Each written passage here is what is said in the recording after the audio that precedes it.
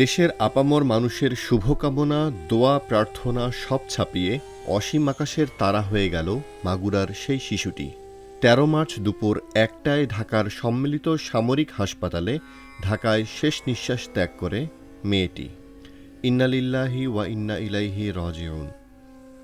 সংবাদ বিজ্ঞপ্তিতে আইএসপিআর জানায়, সম্মিলিত সামরিক হাসপাতাল সিএমএইচ এর সর্বাধুনিক চিকিৎসা ব্যবস্থা প্রয়োগ এবং বিশেষজ্ঞ চিকিৎসকদের সর্বোচ্চ প্রচেষ্টা সত্ত্বেও তাকে বাঁচানো সম্ভব হয়নি। শিশুটির বৃহস্পতিবার সকালে ৩বার কার্ডিয়াক অ্যারেস্ট হয়েছে।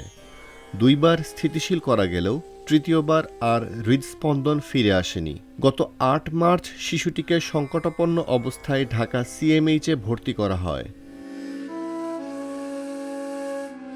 সম্প্রতি বোনের বাড়িতে বেড়াতে গিয়ে বোনের স্বামী, শ্বশুর ও ভাসুরের হাতে ধর্ষণের শিকার হয় শিশুটি।